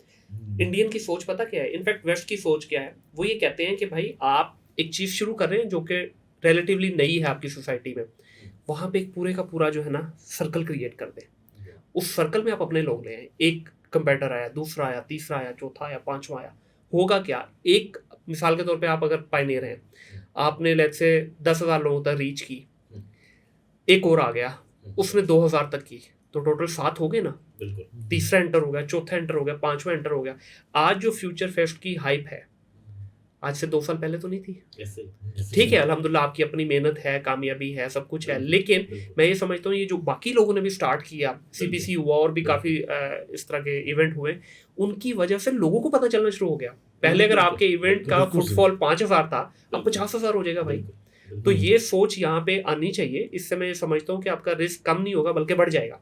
नहीं बिल्कुल। अब 100% देखिए, मैं सिर्फ इस पे इतना ऐड करूंगा कि जो कंपटीशन वर्सेस कोलैबोरेशन की सोच है वो सिर्फ एक माइंडसेट का चेंज है। बड़ी खूबसूरत बात है। जिनके फिक्स्ड माइंडसेट है उन्हें लगता है कि पता नहीं ये जो सीपीसी कमा रहा है शायद मेरा रिस्क है। हाँ, देखिए, रिस्क अनलिमिटेड है। एक तो इस्लामिक तौर पे अल्लाह ने बेशक। वादा किया हुआ, दूसरा है कि आप अबंडेंस माइंडसेट जो पढ़े हैं लोग, उन्हें पता है कि यार कामयाबी जो है ना हर एक को अपने हिस्से की मिलती है। अब देखिए ना, मेरा ख्याल है जब आपने पहली दफ़ा किया होगा शायद आपको इतने स्पॉन्सर नहीं मिले होंगे। उसकी शायद probably one of the reason could be के लोगों को इतना पता ही नहीं था, अच्छा यार क्यों लगाएं भाई हम इनके ऊपर पैसा। आज स्पॉन्सर आपके पास चल के आता होगा। बिल्कुल ठीक है। बिल्कुल ऐसे। तो ये मैंने जाइटेक्स में दुबई में देखी ये चीज़ के, मतलब शुरू में जब मैं 2008 में पहली दफ़ा वहाँ पे पार्टिसिपेट किया था तो इतना ज़्यादा गेमा गेमी नहीं होती थी। करते करते आहिस्ता आहिस्ता 2015 की मैंने लास्ट अटेंड की, भाई जगह नहीं मिलती, 6-6 ऐसे। महीने पहले स्टॉल बुक हुए हुए, हर ऐसे। चीज़ पहले से एडवांस में उनके चल रही है। हमने भी बहुत आगे जाना। तो आपको हर साल जो फ्यूचर फेस्ट है, जिस तरह जो पहला था और दूसरा था, उसमें ज़मीन आसमान का डिफरेंस था फॉर्मेट में, एक्टिविटीज़ जी। में, जो चीज़ें हो रही थी। तो आपको हर साल कोई जिद्दत नज़र आएगी, कोई नई चीज़ हमें समझ आती है, सही। हम उसे इम्प्लीमेंट कर देते हैं, और अगले साल भी यही होगा। लेकिन एक चीज़ जो फॉर श्योर है कि हम उसे और बड़ा करना चाहते हैं। सही। और देखें, बहुत से लोग कहते हैं कि जी देखें, मतलब इतना बड़ा करने की क्या ज़रूरत है। तो उनके लिए जवाब ये है कि हर रोज़ 20,000 बच्चे पैदा होते हैं इस मुल्क में, 18,000 कुछ, अमेरिका में 10,000 होते हैं। तो सही। अगर हमारे इवेंट पे 50 भी आ जाते हैं तो वो तो 2 दिन में और आ गए हैं। मतलब सडियन नहीं तो पाई हुई है हाँ इसकी। तो वो जो हमारा फ्यूचर है, उसके लिए इम्पोर्टेंट है कि जितने ज़्यादा लोग ये एक्सपीरियंसेस करें, उतनी इसकी ग्रोथ है। और हम एक रोड शो भी करेंगे जिसमें हम पूरे मुल्क में ट्रैवल करेंगे। हमने 2 साल पहले भी किया था, सही। लेकिन इस दफ़ा वो स्पेसिफिकली होगा कि एक तो जो 4 चीज़ें हमें पता है हमारे दोस्तों को नेटवर्क में हम जाके हर जगह शेयर करें, और फिर उन सारे लोगों को इनवाइट करें कि वो अगले फ्यूचर फेस्ट में, क्योंकि आम पब्लिक के लिए वो फ्री है। तो क्यों नहीं बहावलपुर से 5,000 बंदे आते, क्यों नहीं मुल्तान से 10,000 आते, ये 7 तो है। और उनको इनेबल करने के लिए जो भी करना पड़ा हम वो करेंगे, क्योंकि सही। हमें लगता है कि जो कराची, लाहौर, इस्लामाबाद में ट्रेडिशनली अपॉर्चुनिटीज़ रही हैं, वो एटलीस्ट हम एज अ प्लेटफॉर्म अपना हक अदा करें कि हम उससे बाहर के लोगों को भी मौका दें। बिल्कुल सही है। मतलब साहब ये बताइएगा कि मेरी एक ख्वाहिश है, जी। ठीक है, अल्लाह करे कभी मैं उसको देखूं और पूरी हो। इंशाल्लाह। दुबई के अंदर आप लोगों ने भी देखा होगा जो एग्जीबिशन हॉल है, इट्स अ जायगेंटिक हॉल, Yeah, ठीक yeah. है, जो हमारा लाहौर एक्सपो है शायद इससे 10 टाइम बड़ा है। बिल्कुल। और पूरे साल में कोई 20 के करीब इवेंट वहाँ पे होते हैं, और ऑलमोस्ट 20 में से 15-16 इवेंट ऐसे होते हैं जो कि पूरे के पूरे हॉल उन्होंने बुक किए होते हैं। यहाँ पे मैंने मैक्सिमम देखे हैं अभी तक दो नहीं तो 3। जी। क्या हमारे पास भी कोई ऐसा दिन आएगा, मुझे बाकी जगहों का नहीं पता कि कितने बड़े हैं एक्सपो हॉल्स, क्या कोई ऐसा दिन आएगा कि लाहौर के अंदर हम पूरे का पूरा एक्सपो सेंटर बुक हुआ होगा और गहमा गहमी होगी? हम कर देंगे अगली दफ़ा। इंशाल्लाह। तो लेकिन ये कि मुझे लगता है कि पाकिस्तान की जो इवेंट्स मार्केट है अभी थोड़ी मैच्योर हो रही है। दूसरा ये कि फ्यूचर फेस्ट में बाकी बहुत से इवेंट्स में जो एक डिफरेंस है कि हम ग्लोबल इकोनॉमी का इवेंट कंसिडर करते हैं अपने आप को, सही। हम डॉलर की बात करते हैं। अगर आप लोकल इंडस्ट्री की बात करें तो शायद उनके पास इतने बजट्स, इतना स्कोप भी नहीं होता कि वो पूरा एक्सपो ले सकें। दुबई एक इंटरनेशनल डेस्टिनेशन है, हर चीज़ इंटरनेशनल होती है, और हमारा यही मकसद है कि यार हम एक इतना बड़ा इवेंट जो हमने क्रिएट किया है उसे और बड़ा करें, ताकि दुनिया पाकिस्तान को उस इवेंट की वजह से जाने। सही। अब बहुत से जो गोरे आए हैं, जो लोग इस पे पार्टिसिपेट किया, जिन लोगों ने नहीं भी पार्टिसिपेट किया, उन्होंने सुना है, तो उन्हें अब पता है कि यार पाकिस्तान को चीज़ है। और तो बेसिकली जनरली डेस्टिनेशन बड़ी होती है, जिस तरह दुबई है, वहाँ आप जी। एक इवेंट कराते हैं, हर कोई कहता है यार दुबई सही है, चलते हैं। हाँ। हमारे केस में उल्टा है, हम कहते हैं यार देखिए पाकिस्तान के जिसको नहीं भी पता ना, हम उसे फ्यूचर फेस्ट बता के लेके आएंगे सही। ताकि उससे हमारे मुल्क का पता लगे। अगला क्वेश्चन बल्कि मेरा इसी पे ही था कि जो हमारे मुल्क की हालात चल रहे हैं, आए दिन कहीं ना कहीं से इंस्टेबिलिटी की कोई वेव आई रहती है, गोरे को कन्विंस करना इस चीज़ के ऊपर कि आओ भाई हमारे मुल्क के अंदर एक इवेंट अटेंड करो, एज ए स्पीकर आओ या एज ए आप पार्टिसिपेंट आओ, क्या आप इसमें समझते हैं कि कितनी डिफिकल्टीज आपको हुई पिछले 1-2 साल के अंदर? डिफिकल्टीज ही हुई हैं, आसानी तो कोई भी नहीं हुई। हमारा देखिए पहली दफ़ा 3 दफ़ा हमें पोस्टपोन करना पड़ा मुल्क की हालात की वजह से। सही। उसकी वजह से कुछ 40-50 इंटरनेशनल स्पीकर ड्रॉप हुए जो कि बहुत हाई प्रोफाइल लोग, अच्छा। और उनमें से बहुत से लोग पहली दफ़ा पाकिस्तान आ रहे थे। सही। तो ये जो इंस्टेबिलिटी है, इसका रीज़न जो भी है, हमें लगता है कि काउंटर प्रोडक्टिव होती है। चीज़ें स्टेबल होनी चाहिए, हमें नहीं फ़र्क पड़ता कि हुकूमत में कौन आता है कौन जाता है। जी। हम सिर्फ ये चाहते हैं कि as a platform, as an industry की स्टेबिलिटी रहे, ताकि हम जो 4 लोग काम कर रहे हैं, जो मुल्क की मार्केटिंग कर रहे हैं, जो जाके हम इतने लोगों को बताते हैं बड़ा कुछ है, वो ख़राब ना हो। और आज भी हमें यही चैलेंजेस फेस होते हैं कि हमें बहुत एक्स्ट्रा एफर्ट करनी पड़ती है किसी को यहाँ इनवाइट करने के लिए, as compare to many other destinations. But क्योंकि ये हमारी ड्यूटी है, हम करते रहेंगे। बट हमारी रिक्वेस्ट यही होगी जो भी सुन रहा है कि हम मिल मिला के थोड़ी स्टेबिलिटी लाएं, ताकि ये कि जो थोड़ी सी एफर्ट हम कर रहे हैं, इंडस्ट्री कर रही है, यूथ कर रही है, एटलीस्ट उसको अगर सपोर्ट नहीं भी मिल रही तो उसको डैमेज ना हो। सही। हाउ डू यू इंश्योर कि जब आपके पास कोई फॉरेन डेलीगेट आता है या गेस्ट आते हैं, तो आप कैसे इंश्योर करते हैं कि इनको यहाँ पे एक प्रॉपर सिक्योर माहौल मिले? क्योंकि जी। देखिए इम्पैक्ट बहुत बड़ी चीज़ है। आप जी। किसी को ले आए, अब जिस तरह हमारे यहाँ है 10 गार्ड इधर 10 इधर, ये सिक्योरिटी दी जाती है, हम तो अपनी तरफ से प्रोटेक्ट कर रहे होते हैं, लेकिन आई हैव पर्सनली सीन के जो गोरा है वो थोड़ा सा इसमें अनकंफर्टेबल फील करता है। तो हम जी। किस तरह इस चीज़ को इंश्योर करते हैं कि अगला आए उसकी सिक्योरिटी भी रहे, but at the same time उसको हम ये ना कोई मैसेज दें कि यार you are in safe place? Sir हम अपने तौर पे तो हमेशा ही कोशिश करते हैं, और मेरा ये मानना भी है कि अगर हर पाकिस्तानी पाकिस्तान में आए किसी फॉरेनर को अच्छा जेस्चर दे, जी। तो वो वापस जाते हुए पाकिस्तान का तासुर पहले वाला साथ लेके नहीं जाएंगे। बिल्कुल। अच्छा, बेशक हमें करना पड़ता है, प्रोटोकॉल अदारों की मजबूरी है उनको सिक्योर रखने के लिए, जी। लेकिन फिर भी हम कोशिश करते हैं, बल्कि हमने हर पाकिस्तान इतना अच्छा है कि जो भी फॉरनर हमारे पास आया है और पाकिस्तानियों को मिला है तो वो जाते हुए फ़ैन हो गया कि कैसी आला कौम है, कितने मेहमान नवाज हैं।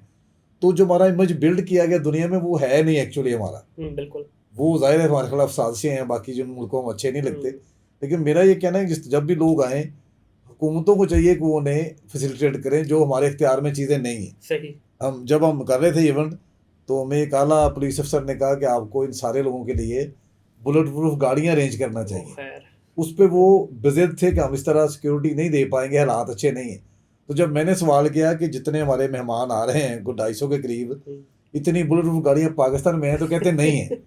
तो मुझे बड़ी हैरत हुई कि जो बंदा सवाल कर रहा है और तकाजा कर रहा है तो वो चीज़ पॉसिबल ही नहीं थी। लेकिन फिर भी ये हुआ कि हमने कर दिखाया, अल्लाह के करम से लोग आए और हर जगह गए भी, और नेचर ने सिक्योर भी रखा। इंशाल्लाह आगे भी ऐसे ही होगा। लेकिन इसमें हर पाकिस्तानी का फ़र्ज़ है कि मेरा ये मानना है कि जो बंदा हमें मिल के वापस जाए वो पाकिस्तान का अच्छा तासुर लेके जाए। बिल्कुल ऐसे ही है। अगर हर बंदा इस तरह सोच ले तो हो नहीं सकता कि पाकिस्तान का तासुर कहीं बुरा बने, क्योंकि हम बुरी कौम नहीं है। हाँ, बिल्कुल ऐसे। हम इतने अच्छे मेज़बान हैं, इतने कमाल लोग हैं, तो ये इमेज बाहर क्यों नहीं जा रहा, इस पर भी हमें सोचने की ज़रूरत है। बिल्कुल ऐसी। अर्जिश, इसमें ये मैं आपसे भी जानना चाहूँगा, हमारे यहाँ जो जनरली जो एक परसेप्शन है ना कि हम बड़े अच्छे होस्ट हैं, मेहमान नवाज हैं, खाबे भी खिलाते हैं, बिरयानी भी हमारी याद रह जाती हैं गोरों को। क्या गोरे को ये भी यहाँ से हमने इम्पैक्ट दे के भेजा कि भाई we are technically very sound people? Absolutely, absolutely. देखिए, इसमें मैं यही ऐड करूँगा कि at the end of the day हमारे लोग बहुत इंटेलिजेंट हैं, बहुत मेहनती हैं। हम जिन ख़राब हालात से गुजरते हैं हमें वो इंटेलिजेंट भी बना देता है। ये और कौमें तो नहीं है इस तरह, उनके मसले जो हैं वो बड़े बेसिक से होते हैं, हमारे मसले बहुत डीप हो जाते हैं। सही। और हम बचपन से जिस तरह की इन्वायरमेंट में, तो पाकिस्तान के लोग बहुत स्मार्ट हैं। ये मैं हल्फन लिख के कहीं दे देता हूँ, मैंने बड़ी दुनिया देखी है। और जब बाहर से लोग इधर आते हैं और वो एक्सपीरियंस करते हैं और वो मिलते हैं कि यार इतने अच्छे लोग हैं, मेहनती हैं, स्मार्ट, इंटेलिजेंट हैं, और हर तरफ उन्हें ऐसे ही लोग नजर आते हैं। हर कोई कुछ ना कुछ कर रहा है, कोई 4 चीज़ें कर रहा है, कोई 2 चीज़ें कर रहा है, और एक पूरा निज़ाम चल रहा है। ये उनके लिए एक आई ओपनिंग एक्सपीरियंस होता है। देखिए, उन्हें लगता है यहाँ सहरा है, यहाँ पता नहीं क्या लोग करते हैं, लेकिन यहाँ पर एक जीती जागती सिविलाइजेशन है, हमारी हिस्ट्री है। देखें, हमारी इतनी डेप्थ है हमारी सोसाइटी में, जो कि शायद हमें खुद भी नहीं पता। लेकिन जब एक गोरा आता है तो बहुत सी चीज़ें मैंने तो पाकिस्तान के बारे में अपने गोरे दोस्तों के से डिस्कवर की, क्योंकि जब वो आते हैं वो एक नए पर्सपेक्टिव से आ रहे हैं। और ये बड़ा ज़रूरी है कि ज़्यादा से ज़्यादा लोगों को, जिस तरह हम इंडिविजुअल लेवल पे जब इंटरेक्ट करें तो हम सब मुल्क के एम्बेसडर हैं। जब आप बाहर भी किसी कॉन्फ्रेंस पे गए हो, किसी को मिले, तो उस बंदे के लिए पाकिस्तान आप ही हैं। हाँ। अब आप जो उसे बता देंगे उसका वो पाकिस्तान है। बिल्कुल। और अगर आप इमेजिन करें कि जो हज़ारों लाखों लोग हमारे बाहर हैं, हम इंडिविजुअल लेवल पे भी ये करना शुरू कर दें तो कितनी तब्दीली आएगी। सही। लेकिन ये जो एक हडरमी का फैक्टर है, मेरे वर्ड के लिए माजरत, लेकिन ये हकीकत है कड़वी। हम बहानेबाजियाँ बनाते हैं। देखिए, अभी 2 से 3 साल की एफर्ट की है थोड़ी सी। हम 10वें 11वें नंबर से उठ के तीसरे चौथे नंबर पे फ्रीलांसिंग में आ गए हैं। ये छोटी अचीवमेंट नहीं है, specially when you are competing against Indians, when you competing against Philippines, Ukrainian. ये सारे वो नेशंस हैं जो बड़े अरसे से इनका एक नाम था और कर रहे थे ये ऑलरेडी फ्रीलांसिंग। हमने एक छोटे से टाइम में, और ख़ास तौर पे ये टाइम इतना हमारे लिए आसान नहीं था as a country, we have been going through a very difficult phase, politically भी, बाकी हिसाब से भी। चौथे नंबर पे, तीसरे नंबर पे आके खड़े हो गए। लेकिन अब जो चीज़ें बाउंस बैक होना शुरू हुई हैं, जैसे थोड़ा सा हम ऊपर आए हैं, वो उसमें सबसे जो मेजर इम्पैक्ट है वो है हडरामी का। आप क्योंकि खुद भी ज़ाहिर है बहुत सारे यंग बच्चों के साथ डील करते हैं, इस चीज़ को किस तरह से देखा जाए? बल्कि आज़म साहब आप बताइए अपने एक्सपीरियंस के हिसाब से कि कैसे इस चीज़ को निकाला जाए। कि देखें, इंटरनेट के इश्यूज़ भी रहने हैं, बिजली के इशू भी रहने हैं हमारे पास, पॉलिटिकली स्ट्राइक्स भी होनी है, सारा कुछ होना है। कैसे हम ये जो हमें मौका अल्लाह ताला ने फराहम किया है, तीसरे चौथे नंबर पे दुनिया में आके खड़े हो गए फ्रीलांसिंग में, इसको कैसे बचाया जाए? सर, मुझे लगता है कि हमें ना सक्सेस स्टोरीज शेयर करनी चाहिए अपनी यूथ के साथ। उन्हें वो कामयाब लोगों की कहानियाँ बताएं जो हमारे नौजवान कामयाब हुए हैं और उसके पीछे उनकी मेहनत है। मैंने पिछले दिनों एक सेमिनार में बात की नईम सिकंदर की, जी। और बताया कि उसने एक स्टोर बनाया था अमेज़न पे, ब्रेसलेट, और उसने 350 करोड़ का बेचा है। अच्छा, वो किसी ने मेरी वीडियो क्लिप डाल दिया टिकटॉक पे, वो 28 लाख लोगों ने देख ली है। अच्छा, तो देखने का मतलब है कि हर बंदा कामयाब होना चाहता है। हम उन्हें ये बताएंगे जिसकी आप कामयाबी पे फख्र कर रहे हैं, रश कर रहे हैं, इस तरह का बनना चाहते हैं, वो 18 घंटे काम भी करता है। बिल्कुल। तो जब हम इस तरह की कहानियाँ, सक्सेस स्टोरी शेयर करेंगे उनके साथ, मैंने अभी अपनी ज़िंदगी का मकसद जो अपने बेटे से सीख के डिजिटल पाकिस्तान मूवमेंट अभी इनिशिएटिव लिया है, वेरी नाइस। और मैं मुल्क के हर ज़िले में जा रहा हूँ, और उस ज़िले की केस स्टडी जो है ना, सक्सेस स्टोरी मैंने ढूंढी है कि मैं भावलपुर से शुरू कर रहा हूँ, ये इस्लामी यूनिवर्सिटी से अगले हफ्ते। सही। तो वहाँ पे जो स्टेज पे मेरे साथ बैठे होंगे, वो जो बात करेंगे, वो उसी शहर के वो नौजवान होंगे जिन्होंने मेहनत की वजह से एक मुकाम हासिल किया है और मुआशी इस्तेहकाम भी लेके आए। सही। तो जब वो अपनी बताएंगे कि हम कितना काम करते हैं, तो मुझे लगता है कि हर नौजवान कंफर्ट जोन से निकलेगा। और जब हमने आइडियल ही गलत बना ली हैं, तो मेरी दरख्वास्त है कि अपने हीरो बदल लें और ये आईटी को लोगों को हीरो बना लें, सियासतदानों का अनफॉलो कर दें कुछ सालों के लिए। लेकिन इसमें भी आपको नहीं लगता अजीम साहब कि हमने देसी घी का तड़का लगा दिया इन सक्सेस स्टोरीज को, वो भी हम प्योरली उसको मोटिवेशनल तरफ ले गए हैं कि जी, हर जी। बंदे को हमने कह दिया जी $500 कमा लो, $1000 कमा लो, ये जी। एक टूल सीख लो $1000 कमा लोगे, ये एक टूल सीख लो 500 कमा लोगे। लेकिन हकीकत तो ये नहीं है, बिल्कुल सही। मेहनत नहीं बताई जाती। देखिए जी, जी। आज अगर मैं 2 कामयाब लोगों के सामने बैठा हूँ, तो क्या ये साल में ही हो गया, 6 महीने में हो गया? नहीं, धक्के खाए हैं भाई, इसके पीछे सालों की मेहनत आपके वालिद साहब की है, आप लगे हुए हैं। अभी इस तरह बता रहे हैं कि आप इंटरनेशनल ट्रैवल कर करके थक गए हैं अभी, ठीक है? तो ये आसान बात तो नहीं है। सुनने वालों को लगेगा यार लै मौजा ही मौजा, अजीज दिया दे, आज हाँ। थे कल होते थे परसों होते। लेकिन ये एक डिफिकल्ट तरीन टास्क होती है कि आप अपने घर से अवे हैं, अपने पेरेंट्स से अवे हैं, अपनी फैमिली से, अपने एनवायरनमेंट से, एक नए मुल्क में नए मुल्क लोग में है। और सुबह मुझे पता है क्योंकि मैं भी इस एक्टिविटी से थोड़ा बहुत हूँ यूज टू।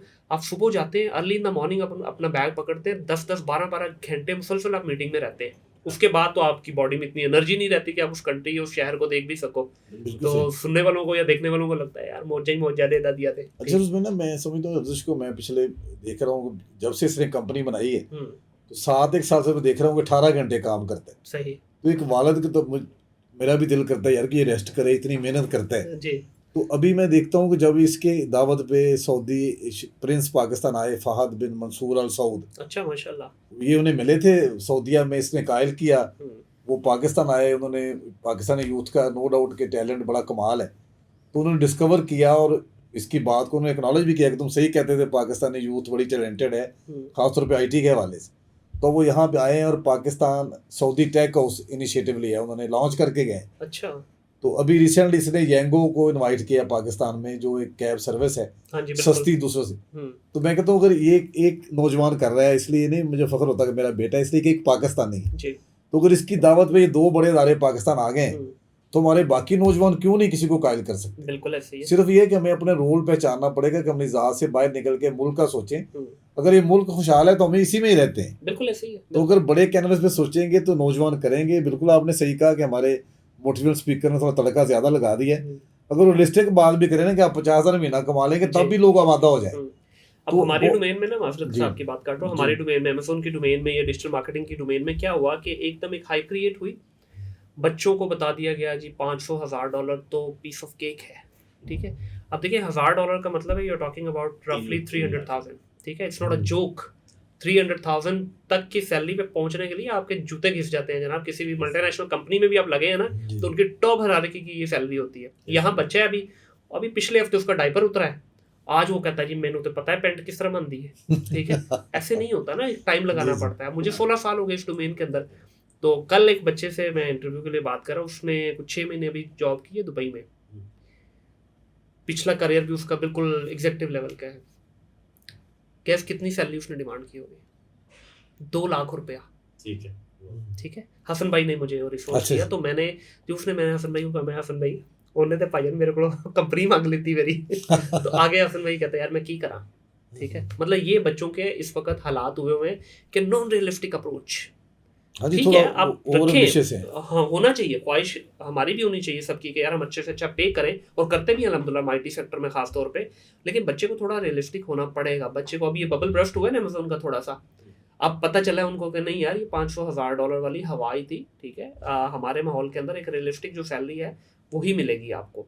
तो इस पे आप क्या समझते हैं कि बच्चों को ये जो मोटिवेशन की तरफ लगा दिया गया है डिफरेंट डोमेन्स को लेके, और सबसे इंपॉर्टेंट चीज़ यहाँ पे ये है कि स्किल हमने वो दे दी है बच्चों को, ठीक है शुरुआत अच्छी थी, बड़े स्किल्स की तरफ क्यों नहीं जा रहे हम? जहाँ पे आप वाकई जेन्युइनली $100, $50, $70, $200 घंटे के कमा सके? ये बिल्कुल आपका बड़ा अच्छा सवाल है। देखिए, मुझे ये लगता है कि जो भी कैंपेन्स थी ये प्रमोट करने की कि अच्छा अमेज़न में आ जाओ, इधर आ जाओ, एज़ अ सेल्स पिच ये बहुत अच्छा है कि जी $1000 फ़ौरन बन जाएँगे। अब और जिनके भी कारोबार चले हैं, उनके कारोबार उन्हें मुबारक। लेकिन अगर हम, क्योंकि मैं इस मुल्क की यूथ को रिप्रेज़ेंट करता हूँ, मैं समझूँ कि अच्छा यूथ को एक ट्रैक हमने देना है, तो वो ट्रैक स्किल डेवलपमेंट का होना चाहिए। वो जी। होना चाहिए कि यार आप जो है ना, ये स्किल सीख लें, आप लाखों डॉलर कमा देंगे, 1000 भी छोड़ दें ना, हम लाखों डॉलर कह देते हैं। हुँ, लेकिन उसको मैसेज स्किल सीखने का दें, $500 कमाने का ना दें। सही। क्योंकि देखिए, अगर $500 कमाना है तो वो सीधे उल्टे हर तरीके से कमा लेगा, जो कि बहुत जगह पे हो भी रहा है। जी, लेकिन अगर हम स्किल डेवलपमेंट में लेके जाते हैं तो फिर वो स्किल डेवलपमेंट में कभी रुकेगा नहीं, वो स्किल और डेवलप करता रहेगा और कभी वो $200 पर आवर पे भी पहुंचेगा। और बहुत से लोग ऐसे पहुंचे हैं। आई थिंक कि हमारी मोटिवेशंस जो है वो अलाइंड होनी चाहिए और हमारा मैसेज सही होना चाहिए कि यार हमने एक्सीलेंस डिलीवर करनी है। जी। हमने $500 नहीं कमाने, बिल्कुल। कमाने हमने लाखों हैं, हुँ, लेकिन करना हमने क्या है कि अच्छा काम करना। तो बिल्कुल। अभी तक वो फोकस बहुत हद तक मिसिंग है। ये स्किल्स गाला पे मुझे बड़ा अच्छा लगा कि पूरी मार्केट प्लेस ही लग गई कि यार आओ स्किल सीखो। हाँ, तो वर्ड ही बहुत बेहतर है ना, शुक्र है ये $500 गाला नहीं थे, जी। ठीक है, ये स्किल्स गाला थे।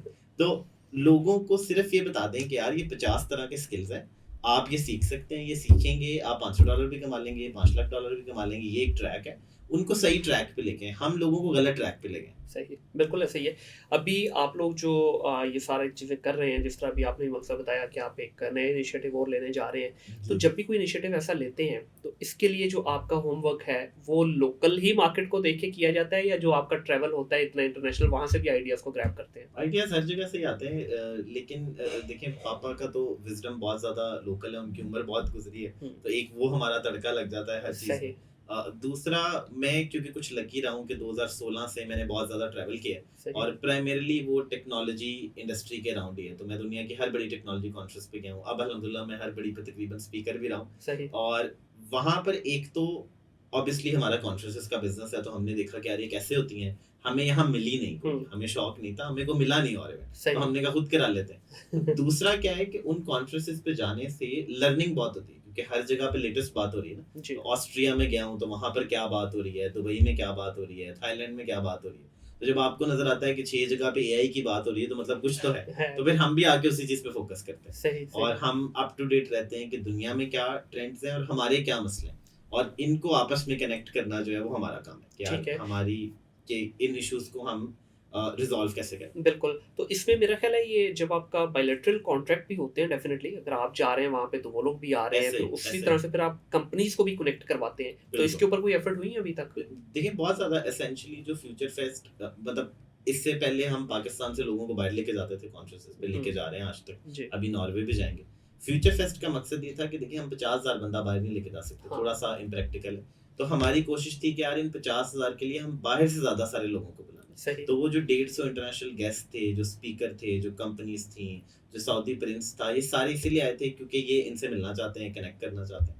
बहुत सी कंपनीज़ के एमओयूज़ भी हुए, बहुत सी पार्टनरशिप, सेल्स, डील्स, ये 2 तो अनाउंसमेंट्स भी हो गई, जो येंगो अब लॉन्च हो जी, गई है पाकिस्तान में, प्रिंस फहद ने लॉन्च किया है और बहुत सी चीज़ें हैं जो शायद हम ट्रैक भी नहीं कर रहे, जो हमें पता भी नहीं है कि लोग हुँ, आपस में मिले हैं, काम कर रहे हैं। क्योंकि हमारा मकसद ट्रैक करना नहीं है, हमारा मकसद तो मिलाना था। हाँ, एम्पावर करना है। और हमने एक प्लेटफ़ॉर्म बना दिया है, हम चाहते हैं आप आएँ, उसे इस्तेमाल करें। और देखिए बेस्ट बात ये है कि फ्री है, मतलब हाँ, लिटरली आप आएँ और जो भी वहाँ बूथ पे खड़ा है, वो जितनी मर्ज़ी बड़ी चीज़ होगा दुनिया में, 3 यूनिकॉर्न फाउंडर तो फ्यूचर फेस्ट पे खड़े थे, हुँ, सऊदी।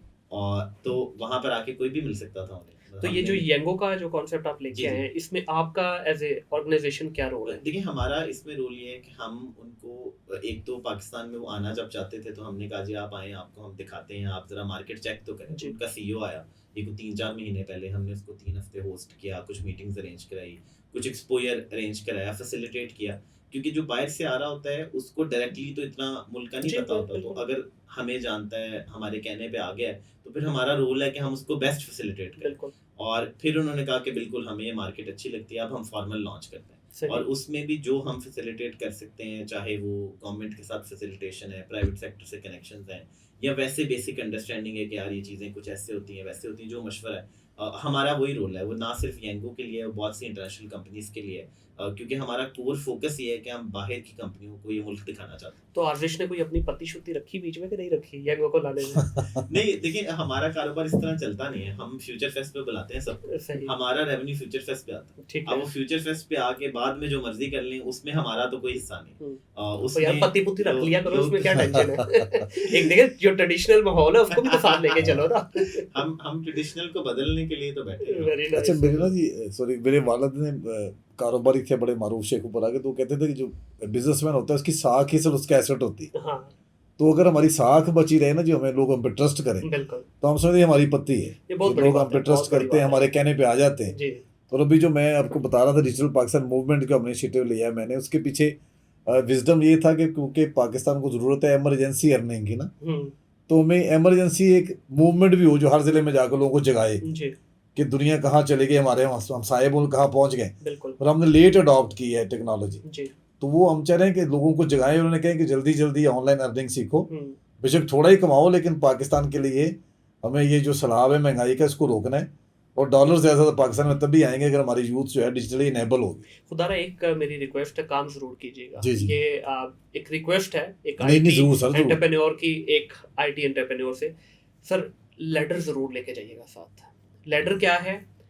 जो एक सीढ़ी होती है ना कामयाबी की, जी, जी। वो साथ जरूर रखिएगा। बच्चे को ये मत कहीं पे भी मैसेज जाने दीजिएगा इस पूरी मूवमेंट से कि आज जाओ कल डॉलर दी चेकबुक ताड़े वाह, पार होएगी। ये बिल्कुल नहीं ठीक। प्लीज करना, क्योंकि देखें एक लेडर है जी जी जिंदगी में। मैंने जो चीज़ सीखी है ना, बल्कि ये इस पॉडकास्ट के हवाले से भी मैं ना एक इरफान जुनेजो की मैं 2-3 दफ़ा कोट पहले भी कर चुका हूँ। मैं उसकी एक बात सुन रहा था, उसने कहा कि यार अल्लाह से ना दुआ करना कि आपको ओवरनाइट सक्सेस ना मिले। कहता अगर वो वाह। मिल गई ना, वो आपसे मेंटेन नहीं होनी। स्टेप बाय स्टेप चलो, स्लोली स्टेप बाय स्टेप जाओ, तो वो इतनी सस्टेनेबल आपकी ग्रोथ होगी कि आपको मजा आएगा उसका। तो ये बच्चे को ये जरूर चीज बतानी है कि भाई हाँ डॉलर की तरफ आओ, कमाओ, अच्छे कमाओ, लेकिन स्टेप बाय स्टेप, रातों रात अमीर नहीं होना। नहीं, ठीक बहुत है। अच्छा आपका मशवरा, इंशाल्लाह ऐसे ही हम सोच रहे हैं। बिल्कुल और जाने का मकसद भी ये है कि जितने भी हमारे दोस्त हैं, रेहान अल्लाह वाला, जी, आज़ाद चाय वाला, सनी अली, हाँ जी शाम सरवर, तनवीर नाडला, वो सभी चाहते हैं कि कोई फिजिकली भी बंदा जाए ना। जी जी जी हर बंदे की अपनी रिस्पॉन्सिबिलिटी। उन्हें लगता है कि हमारी चूंकि रूट्स हर जगह हैं हाँ जी और लोगों से मिलने में हमें अच्छा लगता है, एक बॉन्ड बनता है, जी, तो उसके पीछे उनकी भी ख्वाहिश है, बिल्कुल सही क्योंकि है, हर बंदा अपनी अपनी जगह काम कर रहा है मुल्क के लिए। और मुझे लगता है कि सारे हमारे हीरो हैं बेशक। जो डिजिटल पाकिस्तान का ख्वाब देख के बैठे हुए एफर्ट भी कर रहे हैं। हाँ जी, तो आपकी सजेशन बड़ी अहम है हमारे लिए। तो जरूर हमने सर। भी ऐसा सोचा था और इंशाल्लाह अब एक दो जरूर जगह इंशाल्लाह। साथ भी आपको लेके जाएंगे जी ताकि जरूर जरूर इंशाल्लाह जी, इंशाल्लाह जरूर। अच्छा अभी लास्ट पे थोड़ा सा मैं आऊँगा जरा आपकी वापस पर्सनल लाइफ के ऊपर। जी जी आप शायरी भी करते हैं, बल्कि आपने मुझे जो बुक भेजी मेरे से तो उसका नाम भी नहीं पढ़ा गया, हालांकि मैं अच्छी पंजाबी बोल लेता हूँ, अच्छा, ठीक है, लेकिन बड़ी मुश्किल किस्म की आप शायरी करते हैं पंजाबी की। अभी जो हम देख रहे हैं हमारे यहाँ पंजाब के अंदर खास तौर पे पंजाबी की वो जो एक लज्जत थी, एक नफासत थी, वो कहीं ना कहीं आहिस्ता आहिस्ता गायब होने लग गई है। तो आप बिल्कुल। उसको किस तरह से उसके ऊपर समझते हैं कि काम कर रहे हैं, या उसके ऊपर क्या आपके इनिशिएटिव है? अच्छा, मैं सर जो मेरा हमेशा से रहा कि मेरी जो अपनी मादरी ज़ुबान है, और दुनिया भर के एजुकेशन इस बात पे कायल हैं कि किसी भी बच्चे को अच्छी तालीम देने के लिए, क्वालिटी एजुकेशन के लिए उसकी मादरी ज़ुबान में दें तो ज़्यादा इम्पैक्ट होता है। बिल्कुल तो अनलकीली हमारी पंजाब की जो ज़ुबान है ये महरूम रही एक अरसे से, और इसको बोलने वालों ने खुद ही इसे एक छोटी और कमतर ज़ुबान समझ के बोलना तर्क कर दिया।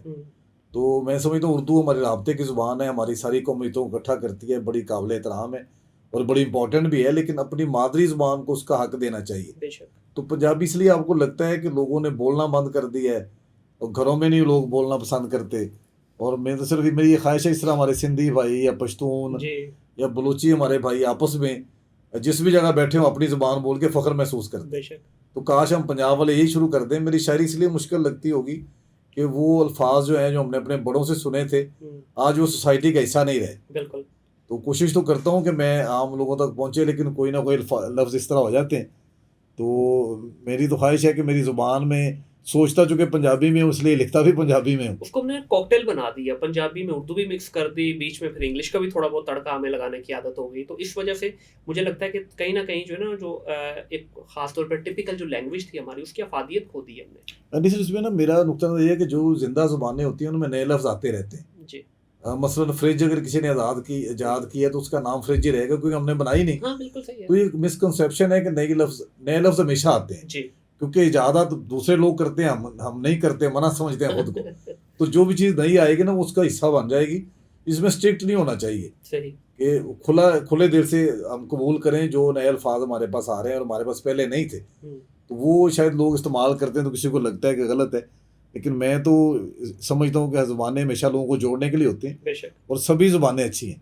लेकिन जिस ज़ुबान में लोरी सुनी हो उसका हक ज़्यादा होता है कि उसको आप उसका हक वापस करें जो इंडिया उसने आपको की दिया। पंजाबी के बारे में क्या कहना चाहेंगे? मुझे लगता है आज भी उनकी बहुत हद तक प्योर है पंजाबी, और उनका एक्सेंट भी अभी तक मेंटेन्ड है, और जो उनके अल्फाज का चुनाव है जी। वो अभी भी बड़ा ख़ास प्योर पंजाबी वाला है। असल वहाँ चूँकि ज़रिया तालीम पंजाबी है, वहाँ पे प्राइमरी सतह पे पंजाबी पढ़ाई जाती है स्कूलों में। जी। ये वजह है कि वो बच्चों में भी ज़िंदा है और उसको वो असल उसकी रूह भी वहाँ मौजूद है। हम्म।